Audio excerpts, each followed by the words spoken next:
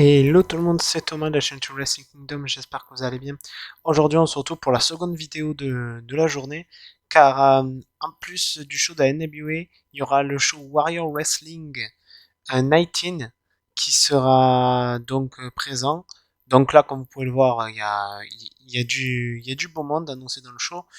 Il y a quelques jours, enfin il y a maintenant quelques semaines, je vous avais fait la première review de la Warrior Wrestling et j'avais beaucoup apprécié le show. Je vous avais dit que ce serait une fédération sur laquelle maintenant vous pouvez compter sur moi pour faire les reviews et previews. Donc c'est leur show de juste après celui que je vous ai fait de Warrior Wrestling 19. Donc nous allons passer à la preview du show. Avant de commencer par les maths, nous apprenions que Veda Scott sera présente. Donc, je pense pas qu'elle sera présente en tant que catcheuse, mais plus en tant que commentatrice. Mais voilà, vu qu'il y avait cette petite annonce, je voulais la caler dans la vidéo. Nous commençons par le match qu'opposera donc Warhouse contre Dalton Castle. Un match qui risque d'être à la fois fun, bon déjà fun c'est certain, mais également très bon in ring. Fun pourquoi? C'est parce que les deux ont deux gimmicks assez atypiques et des mimiques également assez atypiques. De l'autre on a Warhouse qui est un peu en mode comment dire métalleux, et de l'autre on a Dalton Castle qui est comment dire qui a ses propres gestes, qui a des mimiques plus comment dire ça, plus ses mimiques à lui quoi, voilà. Gracieuses, voilà, c'est ça que je voulais dire, des mimiques plus gracieuses. Donc ça risque d'être assez drôle, mais à la fois bon in ring. Donc j'ai assez hâte de voir le match. Je vois que Warhouse, de ce que j'ai pu voir dans les résultats d'anciens shows et de ce que j'ai vu lors de Warrior Wrestling 18, c'est que Warhorse c'est quand même une des têtes d'affiche de la compagnie. Donc à voir s'ils veulent par la suite utiliser régulièrement Dalton Castle et donc le faire battre une de leurs têtes d'affiche, ou si Dalton Castle est juste un adversaire parmi tant d'autres. C'est ça la question que je me pose. En tout cas, j'aime beaucoup les deux catcheurs, donc peu importe qui gagne, je serais pas déçu. Mais en termes de favoritisme, je dirais victoire de Warhouse. Nous passons au premier match féminin de la soirée, qui opposera donc Miranda Alizé contre Sky Blue. Un match que j'attends avec impatience car j'adore les deux. Miranda Alizé, c'est une catcheuse que j'ai découvert au Maillon Classique, que par la suite je l'ai suivi un peu en indie, je l'ai suivi à la Reality of Wrestling. Sky Blue, qu'elle je connais de la NWA à EW, c'est vraiment deux catcheuses indépendantes avec un gros potentiel. Ah oui, Miranda Alizé, j'ai aussi suivi du côté de Ring of Honor, j'ai oublié de dire. Oui, donc comme je disais, c'est deux catcheuses avec un grand potentiel qui sont encore très jeunes. Donc le match me hype beaucoup parce que vraiment j'adore les deux. Sky Blue avait remporté, je crois qu'elle avait remporté, oui, elle avait remporté lors de Warrior 18 un match tag team mixte où elle avait fait équipe avec son mec Dantelion. Et là, elle a un match contre Miranda Alizé, qui est une catcheuse que je trouve assez complète, car elle s'est fait entraîner à l'école de Booker T, où elle avait déjà une ring très correcte. Et par la suite, elle est partie se faire entraîner au Mexique, où elle a appris avec des Tesa Blanchard et Daga, et elle a ajouté des prises de lucha libre, de soumission dans son arsenal, ce qui a complété son arsenal qui était déjà bien fourni. Sky Blue, elle, c'est une catcheuse qu'on pourrait comparer un petit peu à une Roxy, qui est toute jeune, mais pourtant qui a un très bon in-ring, et je trouve qu'elle a une très bonne expérience, que pour le peu d'expérience qu'elle a, elle se débrouille bien, c'est ça que je voulais dire. Euh, Même si j'adore Sky Blue, je vais parier sur Miranda Alizé pour ce match. Nous passons à un fatal fouet de taré qu'opposera Alex Zane contre Myron Reed, contre Gringo Loco, contre Blake Christian. Et là, autant se dire que là, il faudra pas cligner des yeux dans le match parce qu'il va y avoir des dives, des Hurricane Rana, des Tompekon Hero, des tout prises que vous pouvez imaginer, ça y sera des 450, des Moonsault, des Shooting Stars, il y aura de tout et ça sera bien rythmé, je veux dire, il y aura pas de temps mort dans ce match. Bon, il y a Blake Christian et Alex Zane que vous connaissez beaucoup sur la chaîne, car j'en parle beaucoup. Même Green, enfin vous les connaissez tous les quatre, hein, j'en parle beaucoup sur la chaîne, dans les previews et reviews. C'est quatre gars vraiment qui sont assez similaires, hein, des très très très gros voltigeurs. Euh, Là, le choix va être compliqué. Ce que je veux dire, il n'y a pas de rivalité, il n'y a pas de truc, donc ça va vraiment être à la chance. Euh, J'adore les quatre, vraiment. Les quatre sont quatre catcheurs, mais vraiment bourrés de talent niveau Ike Fly. Je crois que c'est les quatre meilleurs actuellement sur le circuit indépendant américain, en rajoutant Flip Gordon. Euh, J'avoue, j'aimerais beaucoup une victoire de Alex Zane. Parce que voilà, Blake Christian, quand même, dans d'autres promotions, ou même à JC Bleu, il a quand même eu des victoires assez importantes. Donc, je dirais victoire de Alex Zane, juste par favoritisme. Nous passons au prochain match, qui sera un match 1 contre 1, qu'opposera donc Lince Dorado contre Sam Adonis. Si je ne me trompe pas, c'est le premier match post-WWE de Lince Dorado. Et il affronte Sam Adonis, qui est un catcheur américain qui a plus fait ses armes au Mexique qu'aux USA. Donc, autant s'attendre à un match 100% lucha libre dans ce match. Sam Adonis, c'est un catcheur particulièrement que j'adore du côté de Triple A. C'est car le gars, il a un style de lucha libre, mais il peut aussi s'adapter à d'autres styles. Je veux dire, il peut être technique, il peut être brawler, ça, il n'y a pas de souci là-dessus. Lince Dorado, je l'avais connu la première fois lors de ses apparitions qu'il faisait à la TNA. C'est comme ça que j'avais découvert, j'avais vu quelques vidéos de lui sur YouTube avant même que bien sûr il arrive à WWE dans le Cruiserweight Classic, Tour 5 Live, à Raw, à SmackDown, mais bon, bref, on va pas parler des moments de WWE parce que à mon avis c'est pas les moments les plus glorieux de sa carrière. Je pense, vu que c'est quand même un des premiers matchs, voire le premier match post-WWE de Lince Dorado, dans toute logique, je pense que ce sera victoire de Lince Dorado. En plus, j'en suis persuadé que c'est les débuts ses débuts à la Warrior Wrestling. Donc déjà, début plus premier match post-WWE, je pense que qu'il remportera le match.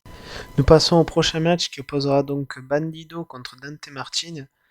Un peu comme le match précédent, c'est un match qui va être sous le style lucha libre entre Bandido, qui, comme je le dis dans toutes les vidéos dans lesquelles il est, qui est pour moi le meilleur luchador actuellement sur le circuit américain, et Dante Martin, qui est juste un prodige très très jeune, mais qui peut faire des choses incroyables. Il faut juste voir les matchs qu'il fait du côté d'AEW, il est incroyable. Niveau in-ring, ça va être beau. Il y aura ceux qui aiment le Podfest, à mon avis, il y en aura. Ceux qui aiment la lucha libre, là, vous en aurez vraiment pour votre argent. Qu'est-ce que je pourrais dire de plus? Là, le choix est assez dur de choisir, car d'un côté, il y a Dante Martin, qui est le futur, et qui fait quand même, de ce que j'ai vu, des belles prestations de côté de la Warrior, et Bandido, qui est quand même une grosse star. Même je dirais une des tops de la compagnie. Donc même si j'aime beaucoup Dante Martin, je pense que le match sera sous le signe du respect et que Bandido va remporter le match, qu'après il y aura un serrage de main entre Bandido et Dante Martin. Nous passons au prochain match qui est un match tag team qui, je vous avoue, me hype beaucoup. Bon, les autres matchs que j'ai cités me hype également, mais celui-là tout particulièrement, car d'un côté on a les Briscoe Brothers, qui est mon équipe favorite du côté de ROH, et de l'autre on a les Workhorsemen, qui sont une équipe que j'avais découvert à la Evolve et qui était mon équipe favorite du côté d'Evolve.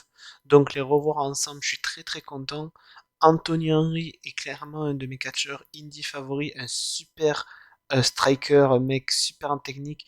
Gigi Drake, qui catch souvent du côté d'AEW Dark et Dark Elevation, qui est un gars qui peut avoir un style de catch à l'ancienne, mais qui avec son physique peut également nous faire de la voltige. Donc c'est vraiment une équipe assez complète, comme les Briscoe. Donc c'est deux équipes assez complètes que honnêtement on peut s'attendre à tout. Je veux dire, on peut avoir un match très technique, on peut avoir un match très brutal, on peut avoir un match à l'ancienne, un match avec des spots fest, ça peut partir dans tous les sens. Et c'est pour ça que j'ai assez hâte de voir le match pour voir comment ce match va se disputer, comment ça va être mis en place, mais en tout cas, le match s'annonce déjà explosif. Personnellement, même si je suis un grand fan des Workhorsemen, les Briscoes, c'est quand même un niveau un petit peu plus supérieur. Donc pour moi, je vais prédire victoire des Briscoes pour le match. Nous passons au prochain match qui est encore un match tag team qui opposera The Acclaim. Donc Anthony Bowens et Matt Caster contre Casey Navarro et Brian Cage. Franchement, l'équipe Cage Casey, c'est deux catcheurs séparément que j'adore, donc en équipe ça peut donner quelque chose d'assez intéressant. The Acclaim, je trouve que c'est une équipe que la AEW a bien trouvé. Franchement, c'était deux gars qui n'ont jamais fait équipe. Ils ont enfin Tony Khan a trouvé qu'ils allaient bien ensemble et au final, je trouve qu'ils sont super ensemble, qu'ils ont une belle chemistry, que c'est une superbe équipe. Mais là, j'avoue, face à Brian Cage, qui est un ancien champion de la Warrior Wrestling, et Casey, qui est le challenger au titre de Will Ospreay, il n'y a pas photo. Là, je veux dire, le match sera très bon, mais il n'y a pas photo. Casey et Brian vont les démonter. Même si le match risque d'être bon, il va y avoir une domination de Casey et de Brian Cage, c'est une certitude. Là, il n'y a pas photo. Nous passons donc à l'avant-dernier match, qui est un match, je vous avoue, que j'ai assez hâte de voir, car c'est un match, comment dire, inattendu, mais qui peut donner quelque chose de très très intéressant. Donc c'est Santana contre Speedball Mike Bailey. Je suis très très très content de voir que Santana ait des opportunités en solo, que ça soit dans cette compagnie-là ou dans la compagnie de Jonathan Gresham. Je suis très content de voir cela, car Santana est un gars quand même qui a eu un passé assez difficile, ancien membre de gang, qu'après il s'est retourné vers le catch, qui a eu une très très bonne carrière, hein, surtout en tag team avec Ortiz. Et là, le voir en solo, je suis assez content car Santana, en plus, c'est mon moment favori de Proud and Powerful. Speedball Mike Bailey, un catcheur hyper talentueux, vraiment. Un super striker, super high flyer. Vraiment, je vous dirais même que je suis sûr que cette année, en 2022, Speedball Mike Bailey sera champion X Division Impact. Je me mets à couper. Je ne sais pas si ce sera un début, milieu, fin d'année, j'en sais rien, mais ce qui est sûr, il sera champion de division. Mais en tout cas, ce match me hype beaucoup, vraiment, et je pense que ça peut être un match qui peut voler le show. C'est deux styles complètement différents, mais que je pense qu'ils peuvent s'accorder très bien, car Mike Bailey, je vais affronter des gars plus gros que lui, plus petits, enfin pas plus petits, des gars comme lui, des gars plus gros et tout, il s'est tout le temps super bien adapté. Santana, c'est pareil en tag team, hein, je l'ai vu affronter des techniciens, des brawlers, des high flyers. Il a tout le temps réussi à bien se fusionner avec son adversaire. Donc, c'est deux gars qui arrivent à bien normalement travailler avec tout style d'adversaire. Donc, j'aime beaucoup. J'avoue quand même, j'aimerais beaucoup une victoire de Santana, mais en tout cas, ce match risque d'être fort intéressant et je pense que c'est un match que les fans risquent de parler beaucoup de temps après car ça promet du très très lourd. Nous passons à ce que je pense qui sera le main event, qui sera pour le titre féminin de la fédération, où Thunder Rosa défendra son titre contre Athena qui fera sa première apparition post-WWE, donc Athena en Bermoon. Grosse hype pour le match, deux des meilleures catcheuses au monde, clairement. Athena, une catcheuse qui a été tellement sous-cotée à WWE, surtout au main roster. Du côté d'NXT encore, elle était bien utilisée, son retour à NXT, son équipe avec Shotzi était superbe. Mais en dernier temps, voilà. Mais en tout cas, hâte de la voir, content de la voir de retour sur le circuit indie. Et surtout le nouveau surnom, The American Joshi. Franchement, étant un grand fan de Joshi, je suis tellement heureux d'avoir porté ce nom parce que c'est une catcheuse que vraiment, dans n'importe quelle compagnie de Joshi, elle pourrait faire des merveilles. Et j'espère la voir du côté du Japon, que ce soit Stardom, TJPW, Ice Reborn, Oz Academy, peu importe. Mais elle pourrait faire des merveilles au Japon. Et honnêtement, un match contre Thunder Rosa qui est une catcheuse aux multiples facettes, hein. Elle a un background de MMA, donc elle peut te mettre au sol, te faire des soumissions. C'est une luchadora, donc s'il faut, elle peut te faire des Hurricane Lana, des prises de lucha libre.